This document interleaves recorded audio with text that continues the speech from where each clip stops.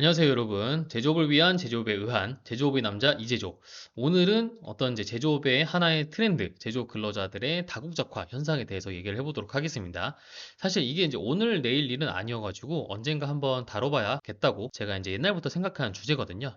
저는 팀 에브리웨어라는 회사를 운영하고 있고요. 외국계 제조업, 국내 상사 재직하면서 다양한 제조 기업들을 관리하였고, 현재도 솔루션으로 많이 협업하고 있습니다. 저는 우리들의 AI 생산관리 솔루션, 우리들의 AI 공장장 오르카를 운영 중에 있습니다. 관심 있으신 분은 연락 부탁드리고요. 사연을 기다리고 있습니다. 노하우, 경험, 홍보 등 아무거나 연락을 주시면 재밌게 한번 만들어 보도록 하겠습니다. 자, 오늘의 내용, 목차입니다. 올 초에 굉장히 이제 강력한 제목의 기사가 사실은 나왔거든요. 중소제조업 외국인 근로자가 없으면 공장 멈춘다라는 내용인데, 실제로 이제 지난해 12월 신규 고용 보험의 절반이 외국인이라고 합니다. 그리고 인력 부족을 호소하는 업체 수도 이제 굉장히 늘었다고 해요. 그래서 저는 개인적으로 굉장히 이제 좋은 좀 기사라고 생각을 하기 때문에, 시간이 있으신 분은 들어가서 한번 확인해 보시면 좋을 것 같고요. 주요한 사항으로 인력 부족 업체가 이제 15%에서 19%가 늘어났고, 그 이유 중 하나로 이제 우리나라에서 사실은 이제 구직 활동을 하지 않는 청년 수가 이제 40만이나 되는데, 그 중에서도 이제 제조업에 대한 인식이 별로 좋지는 않죠. 그래서 제조업에 취업을 하는 사람들의 수는 점점 이제 줄어들고 있는 현황입니다. 그런데 제조 현장의 외국인 노동자 증감의 어떤 추이, 그러니까 증가세는 사실 우리나라만의 현상은 좀 아닙니다. 글로벌한 현상이고요.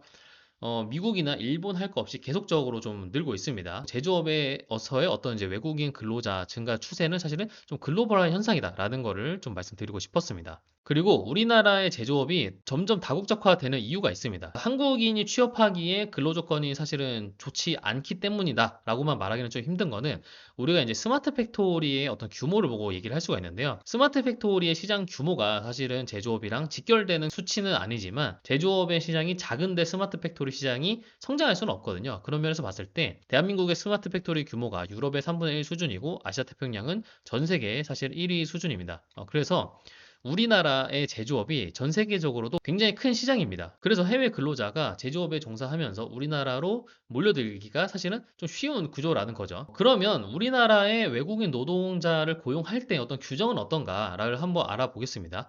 우리나라는 외국인이 일할 수 있는 곳이 좀 제한이 되어 있습니다. 그 중에 이제 제조업이 있는데, 제조업의 직원이 300인 미만이거나 혹은 자본금이 80억 이하인 기업은 외국인을 고용할 수 있습니다. 사실상 우리나라 중소기업 전부라고 볼 수가 있죠. 대부분의 제조업이 외국인 근로자를 채용할 수가 있고, 실제 전체 외국인 근로자의 40% 이상이 제조업에 종사를 합니다. 특히 뿌리 산업은 단순히 외국인이 많이 근로하는 게 아니라, 외국인 근로자 비율이, 이 뿌리 산업에 종사하는 외국 근로자 비율이 10% 이상이에요. 그런데 뿌리 산업이라고 하는 거는 사실 나라에서 굉장히 좀 중요하게 생각하는 산업 중 하나거든요. 소부장처럼 이제 굉장히 첨단 기술을 가지고 하는 사업도 중요하게 생각을 하지만, 뿌리 산업도 여러 가지 정부 지원 사업에서 가점을 줍니다. 그만큼 중요하게 생각하는 산업인데, 외국인 근로자의 비율이 굉장히 늘어나고 있다. 즉, 외국인 근로자가 없으면 우리나라 뿌리 산업이 더 이상 돌아가기 힘든 수준이 될 거다라고 보고 있습니다. 정부에서도 이제 이런 걸 잘 알고 있어가지고, 산업의 인력난을 해소하기 위해서 외국인 근로자 고용의 어떤 절차를 간소화하고 점점 지원하는 것을 늘리고 있습니다. 예를 들어 제조업의 고용 한도가 거의 사실은 2배 수준으로 늘어났고요. 그리고 이제 원래 4년 10개월씩 일을 할 수 있는 거를 출국 없이 최대 10년 이상 일을 할 수 있게 해가지고, 어떤 이제 임직원의 공백이 없도록 하고 있습니다. 또 행정 서류도 간소화 진행하고 있고요. 2024년에 추가 외국인 근로자를 16만 5천 명을 더 추가로 도입을 하겠다라고 발표를 했죠. 사실 요거 때문에 제가 조금 이제 더 관심을 가지게 된 부분이 있었습니다. 그래서 좀 찾아봤어요. 찾아봤는데, 우리가 이제 그 외국인 근로자 현황을 보면 저는 좀 놀랬거든요. 놀란 게, 우리가 이제 그 유학생 현황을 보면 좀 다릅니다. 유학생 현황 같은 경우는 중국인이 사실은 굉장히 많아요. 많은데, 이 외국인 근로자 현황 같은 경우는 네팔, 캄보디아, 베트남 이런 순으로 많습니다. 저는 사실 네팔이 1위라고 하는 거에 좀 놀랐고요. 네팔에서 한국 공장 취업 중개 비즈니스를 해야 되는 건 아닌가? 뭐 이런 생각을 좀 했습니다. 그래서 외국인 근로자의 이제 한국 근로 환경을 한번 살펴보았어요. 이제 우리가 보통 편견을 가지고 있는 것 중 하나가, 사실 외국 사람들이 한국 제조업에 와서 굉장히 고생을 많이 한다라는 좀 인식이 있거든요. 그래서 그런 부분을 제가 한번 좀 확인을 해봤는데, 어떤 때에는 일단은 외국인 고용자의 보험 가입 수가 훨씬 많을 때가 있습니다. 이제 2023년 9월 제조업의 신규 고용보험 가입자 수의 90%가 외국인이에요. 이거 굉장히 놀라운 수치죠. 그러니까 우리나라 제조업이 사실 외국인 없으면 돌아가지 않는다라고 하는 어떤 이제 기사나 자극적인 내용들이 완전 틀리다고는 할 수 없는 내용입니다. 제조업 현장에서 좀 사회적 약자의 위치에 있는 것도 맞는 것 같아요. 일단은 국내 이제 한국인 대상으로 임금체불 규모는 사실 줄어들고 있었는데 외국인 대상으로는 좀 늘어나고 있습니다. 늘어나고 있고요.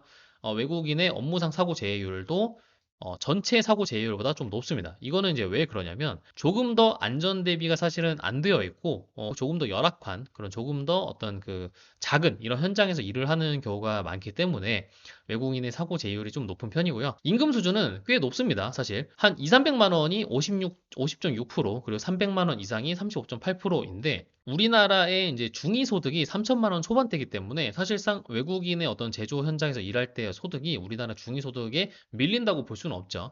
그럼 이런 조건이 외국에서 와서 우리나라에서 일을 할 만한 좋은 조건인가라는 걸 생각해 보았을 때 그냥 소득을 보면 됩니다. 네팔의 1인당 소득이 약 1000달러, 약 1000달러, 우리나라 돈으로 136만 원 정도 됩니다. 사실 이것만 봐도 왜 외국에서 우리나라에 와가지고 일을 하는지 우리가 단번에 이해할 수가 있게 되겠죠. 다음은 이제 다국적 근로자를 관리할 때 어떤 리스크입니다. 사실 이제 기업 입장에서도 고려할 부분이 굉장히 많습니다. 우리가 한국인을 서로 고용하더라도 서로 언어도 맞고 정서도 맞고 우리가 이제 그 공유하고 있는 이제 컨센서스가 굉장히 많지만 그럼에도 불구하고 어떤 이제 노사 간의 문제, 고용인과 고용주의 어떤 입장 차이는 사실 좁혀질 수가 없습니다. 그런데 이 외국인 근로자라고 하면 더 그런 문제가 심하겠죠. 문화도 다를 거고 어떤 일을 처리하는 어떤 이제 기준이라든지 이런 부분들이 다를 거기 때문에 관리에서 굉장히 힘듦이 있습니다. 그래서 사실은 제조업만큼 의외로 글로벌 그 화에 선두에 있는 곳이 많이 없는 것 같아요. 우리가 이제 사무 현장을 보았을 때 우리 사무실에 외국인 근로자가 굉장히 많다라고 할 수 있는 곳은 저는 많지는 않다라고 봅니다. 제조업 사장님들이 느끼는 이제 사실은 관리 어려움이라고 하면은 여기 보면 인성을 보겠다라고 하는 게 굉장히 사실은 높습니다.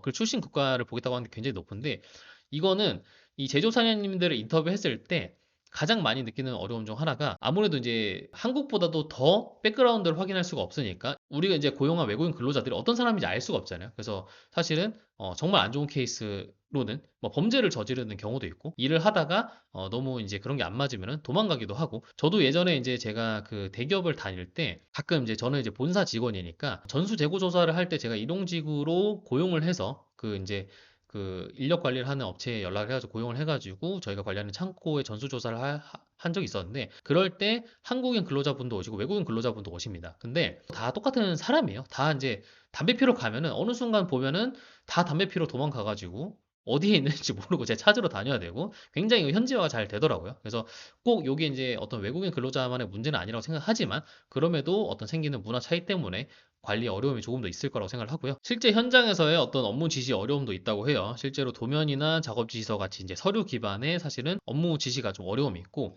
아까 말씀드렸던 근무 태도라든지 문화적 차이라든지 이런 것 때문에 대표님도 대표님이지만 공장장이라든지 현장 관리자라든지 이런 상사가 리더십을 발휘하는데도 좀 어려움이 있다고 합니다. 그래서 어떤 이제 이런 부분을 관리할 수 있는 어떤 프로세스라든지 프로그램의 정비가 좀 필요하다고 하는 게 많은 이제 제조업들의 입장이고요. 그런데 제조업의 업무 환경에 대해서 사실 굉장히 이제 부정적인 인식을 가지고 계신 분들은 이런 이제 제조업의 어려움을 들으면은 그러면은 다 그만두면 되지 않냐라고 사실 이제 과격하게 얘기를 하시는 분들이 좀 많이 있습니다. 그런데 내가 이제 취업을 하는 입장에서 되게 안 좋은 회사를 다니다가 이제 퇴사를 했어요. 그래서 어떤 회사의 안 좋음을 얘기를 했을 때 혹은 퇴사를 하지 않고 회사를 다닐 때 그럼 퇴사해버려. 그럼 너 이제 취업하지 마. 이런 식으로 얘기를 하진 않잖아요. 왜냐? 그거는 대안이 될 수 없기 때문에. 우리나라가 제조업에 많이 이제 좀 기대고 있는 부분이 물론 문제가 있는 부분도 있고 모든 제조업이 문제가 없다는 건 아니지만 그래도 그렇다고 해서 제조업들을 다 망하게 했을 때 어떤 누군가 그걸 책임질 수 있거나 대안이 있는 건 아니기 때문에 사실상 이 외국인 근로자들을 추가적으로 모집을 하면서까지 제조업이 굴러가게 하는 거겠죠. 그런 정책을 세우고 하는 분들이 우리가 이제 멀리서 보기에는 그런 정책을 세우고 하는 분들이 굉장히 다 어리석고 그렇게 느껴지지만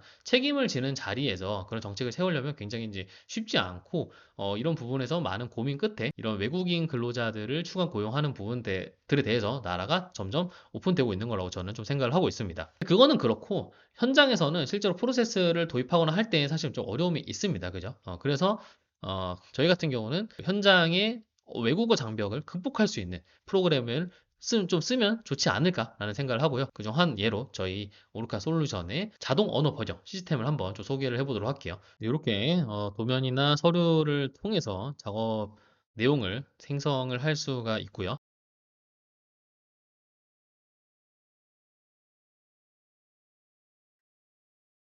생성된 내용은 언어 세팅에 따라서 자동으로 번역이 돼서 외국인 근로자분들이 쉽게 확인을 할 수가 있고 모바일로 작업 내용을 또 완료 보고 처리도 가능합니다.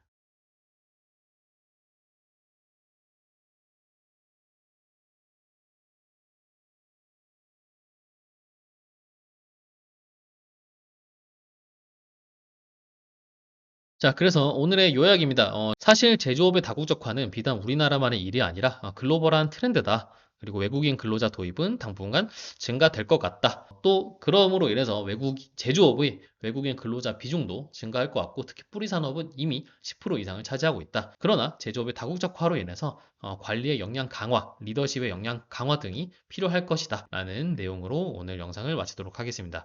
오늘 어떻게 좀 재밌으셨는지 모르겠습니다. 오늘 영상도 유익하셨다면 좋아요와 구독 부탁드리겠습니다. 감사합니다.